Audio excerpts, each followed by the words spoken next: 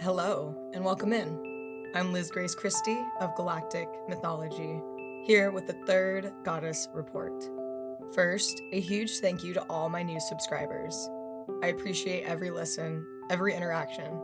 It's been such a joy sharing this journey with you. So, let's talk about podcasting. I've been creating and producing these one-off episodes on my channel Galactic Mythology for about 2 years now, fumbling my way through the learning curve. But this report, the Goddess Report, has been a long time in the making, quietly brewing in the background. Furthermore, talking astrology out there in the real world isn't exactly my comfort zone. I'm not the type to ask acquaintances or strangers what their big three is, unless, of course, I'm at an astrology conference. Public speaking was something I used to avoid like the plague. Yet, here I am, slowly finding my voice through this podcast, bit by bit. After a couple of years, I'm finally hitting a flow, and this weekend's Goddess Report feels especially inspiring. These asteroid goddesses have become my muses, and writing these reports has deepened my connection to them. Last week, Vesta felt like a guiding hand, and Ceres, it was as if she was sitting right beside me the whole time as I wrote. A presence beyond my usual senses. It's uncanny and honestly delightful. The unexpected gifts of this journey have been more rewarding than I could have ever imagined. So, calling in the goddesses for November 15th through November 18th, let's see who's stepping into the spotlight. Drum roll, please. It's Pallas Athena. She's currently in Sagittarius, taking her time moving through the territory. I imagine she's comfortable there. Sagittarius is like a homecoming of sorts, given that her father is Zeus. It's like she's house-sitting while Zeus is away. For whatever reason, Pallas in Sagittarius feels extra sassy to me. If you recall the November 1st through 4th weekend report, I said Venus was on her way to meet her rough-and-tumble gal pal Pallas in Club Sagittarius. I imagine a teenager being trusted to house sit and then throwing a huge party, one where their friends got into the locked liquor cabinet. I think Pallas and Venus would be more apt to get into Juno's fine wine cellar more than anything. And who can blame a girl for wanting to let loose a bit? In some ways, Pallas has been locked in a tower alone for the greater part of this year. It's a bit surreal, as she's mostly been alone in Sagittarius since early September. The moon has been her most frequent visitor, popping in once a month to check on things. Most of the other planets are down in the earlier parts of the zodiac, hanging out in Aries, Taurus, Gemini, and Cancer since April. So Pallas has been one of the few holding it down in the upper realms, aside from the occasional company of the moon and, more recently, Venus. As I had already mentioned, Venus swung by to visit Pallas throughout the weekend of November 1st through 4th. I suggest checking out that Goddess Report to hear more about their visit. As for the moon, she's everywhere.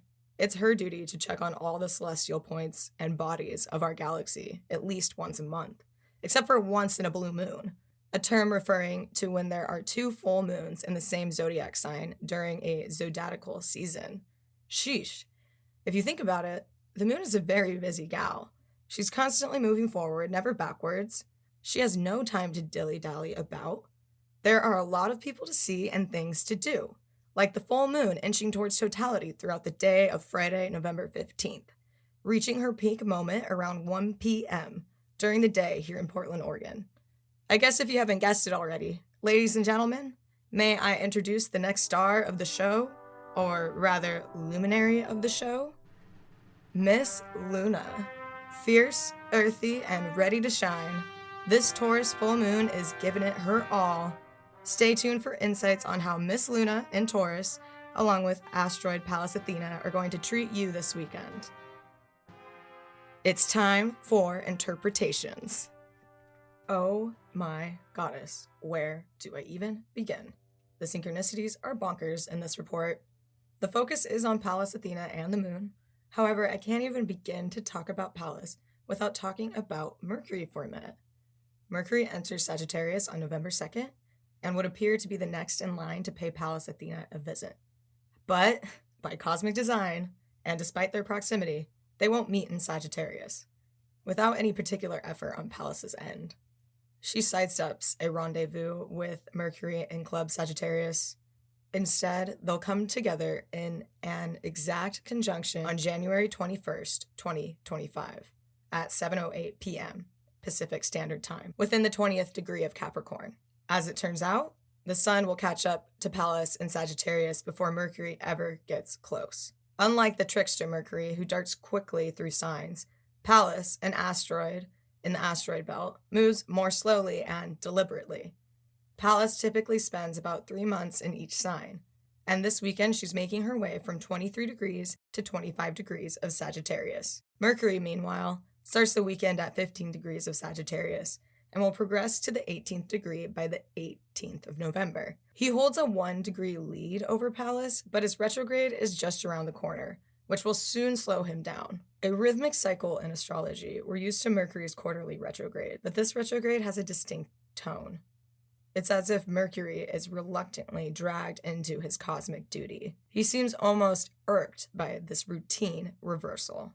Mercury, who is progress, has a cosmic calling that halts his Sagittarian adventure and keeps him from reuniting with Pallas. Mercury and Pallas share a sibling-like bond. They're half-bloods who complement one another's strengths. But on November 18th, at the stroke of midnight, Mercury will find himself in an intense opposition with Zeus, Jupiter. This confrontation pulls Mercury into a moment of deep reflection as he faces Zeus, who is traveling backward through Gemini, exploring his personal shadows and seeking out faint glimmers of light in a maze of complexities. It's a one-sided view. Zeus cannot see Mercury with the same clarity. Mercury will advance to 22 degrees of Sagittarius only to retrograde on November 25th, setting off a journey back to the 6th degree of Sagittarius. Along the way, he will cross paths with Lord Jupiter and Gemini through another opposition, this time on December 4th at 16 degrees. Both Mercury and Jupiter will be in retrograde at this point, deepening the themes of reflection and reconsideration. This second opposition is Mercury's jury duty, an unavoidable call to revisit what has been left unresolved. The final opposition will occur on January 15th, 2025, when Mercury, now out of retrograde, meets Jupiter once more. This third encounter can be seen as the verdict to the life review of Jupiter over there in Gemini. There is potential for a truth to be made very clear at this time on a social-political level, one that could change belief systems around the globe. All right, enough of the super future casting. Let's talk about the here and now, this weekend, November 15th through November 18th. On the 18th, Mercury finds himself peering into Jupiter's realm like a neutral observer with a crystal ball, watching Jupiter's progress as he wades through Gemini's labyrinth. Mercury is operating in a very relaxed and oblivious mindset here. He thinks he's cool and collected, but he's mostly detached. He's not worried about time. He still believes he has plenty of it to catch up with his sister Pallas Athena. Reality hasn't quite sunk in yet. Mercury's impending retrograde obligations are looming, but he's oblivious. He seems to think he can just coast by, maybe even slip out of his jury duty. But there's no escaping it. The cosmic law is set. Mercury's retrograde is calling, and there's no dodging it this time or ever. Meanwhile, Luna, our dear Taurus moon, has her own cosmic drama brewing. She's gearing up for a showdown with the sun in Scorpio, and she's bringing her backup with her in the form of Uranus retrograde. Around the 25th degree of the sign of Taurus, these two plan to meet, to take on the volcanic strength of the sun in Scorpio. The sun is alone in this opposition, and therefore finds itself in a weak position. The moon and Uranus are sending lightning bolts and a lot of mean glares from Taurus towards the sun in Scorpio. We might find ourselves a little caught up in our passions this weekend. I'm imagining a voguing battle. And with voguing in mind, this is a great energy for a dance battle or some friendly competition through sports or board games. The moon rules our day-to-day habits and our emotional comforts, and Uranus symbolizes electricity and the future. We might fall in love with a vision from our imaginations and lose sight of everything else. It's a great weekend for capturing muses, as long as you're willing to set them free and allow the universe to aid in your manifestation of them. Please be slow this weekend. You may feel a strong urge to share the inspiration you've just fallen in love with, but for now, keep those treasures close and let them incubate. The full moon is a time of release, and as it ushers into the waning phase, it's an invitation to quietly tend your budding ideas. With Uranus and Taurus retrograde conjunct this full moon, you might be tempted to charge forward, fully captivated by the newfound muse.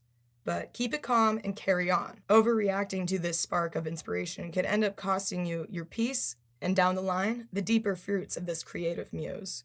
Taurus is all about our senses, and Venus, its ruling planet, is one of the hottest goddesses on the scene. And this weekend, that hot mama is finding herself rather chilled out in the sign of Capricorn. What she is bringing to the show this weekend is a square aspect to the moon's lunar nodes. She's cranking up the inner tension, subtly reminding us that any muse arriving now will require dedication to bring it fully to life. This weekend, consider releasing tension by moving your body and becoming one with it. Treat yourself well, celebrate with good food and wine, and allow your imagination to run wild. Being around others is beneficial this weekend, as there's a lot of nervous energy about. And yes, we're bringing Mercury back into the conversation, mainly because of his relationship with Pallas this week, or rather, lack thereof. Mercury is currently in Sagittarius, a placement considered to be his detriment in Hellenistic astrology because it's opposite Gemini, Mercury's sign of dominion. In Sagittarius, Mercury's judgment may be less than sharp, leading to a more carefree and less focused demeanor, enjoying the scenery and bouncing about without a care in the world. That Mercury is finding themselves oddly reluctant about following up with their regularly scheduled duties. Time is nothing to Mercury here, and Mercury's window to visit his sister Pallas is closing. So in the spirit of Mercury's forgetful wanderings, ask yourself, what practical matters have I been putting off? Got any spreadsheets that need updating? Conversations you've been avoiding? Or maybe there's an electronic purchase you've been meaning to make? Now's the time to tackle them. You have until Mercury goes retrograde to align with the universe by checking off those meticulous but essential tasks. Let's not get too swept away by the illusion that time doesn't apply to us. We are, after all, mortals, not gods.